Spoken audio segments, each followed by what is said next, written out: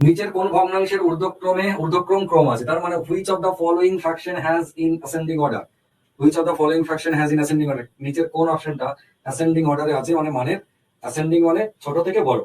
মুহূর্তের মধ্যে এগুলো সব হয়ে যাবে, ঠিক আছে, আর কোনো চিন্তাই করতে হবে না। যেমন ধরুন এর আমরা ছোটবেলায় পদ্ধতি কত রকম করতাম, সেটা হচ্ছে নিচের সমস্ত সংখ্যাগুলোর আমরা লসাগু করতাম, তাই না? একে তিন এরকম করে লিখে নিতাম, যে একের তিন, একের পাঁচ, তারপর হচ্ছে কত, ও একের তিন, তারপরে দুইয়ের পাঁচ, দুইয়ের পাঁচ, চারের সাত, এরকম করে লিখে নিতাম, চারের সাত, তিনের পাঁচ, এরকম করে লিখতাম। দেখ, আর দুটো আমি লিখছি না, জাস্ট এগুলো দেখানোর জন্য বলছি। এইটা হওয়ার পরে এই নিচের গুলো 3 5 7 5 6 এদের লসাগু, মানে অ্যাকচুয়ালি 3 5 7 6, 3 5 7 6, 6 যেহেতু আছে 3 কাটা চলে গেল, 5 7 আর 6 লসাগু একেবারে ছোটখাটো লসাগু হবে না, ঠিক আছে? 5 6 30, 3 7 21, 210 লসাগু কিন্তু 210। এই যে 210 লসাগু, আমরা আবার কি করতাম, 210 দিয়ে একে গুণ, 210 দিয়ে একে গুণ, এরকম একটা সিস্টেম ছিল। আর একটা ছিল 210 দিয়ে, 210 কে 3 দিয়ে ভাগ, 3 দিয়ে ভাগ করলে কত, 70।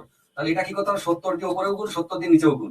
এই 5 দিয়ে যদি করতাম তাহলে সেটা দিয়ে উপরেও গুণ, সেটা দিয়ে নিচেও গুণ, মনে আছে?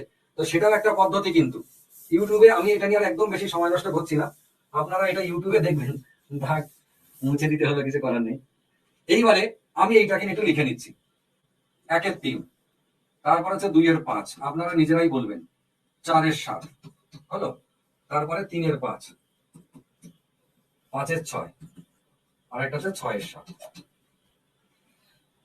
এই যে সংখ্যাগুলো লিখলাম, একে ফ্র্যাকশনাল ভ্যালুতে ট্রান্সফার করুন।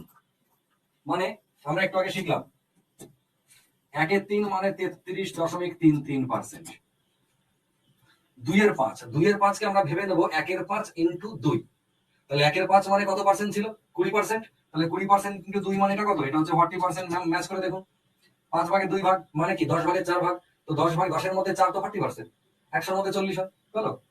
এর বেলা দেখুন, সাতের, চারের সাত আছে, আমরা কি মনে করবো, একের সাতের 4 গুণ, তাহলে একের সাত মানে আমরা আগেরটা মনে করে দেখুন, 7 মানে কত, 7 14 98, 14 পূর্ণ 2-এর সাত ছিল, আমরা ভগ্নাংশটা বাদ দিচ্ছি আপাতত, 14 পূর্ণই ভাবি, তা 14 ইন্টু 4 মানে 4 14 56, 56%-এর থেকে একটু বেশি, 56% প্লাস, মানে থেকে একটু বেশি। তিনের পাঁচ, একের পাঁচ মানে কত পার্সেন্ট, 20%, তা তিনের পাঁচ মানে 3 ইন্টু 20 মানে 60%।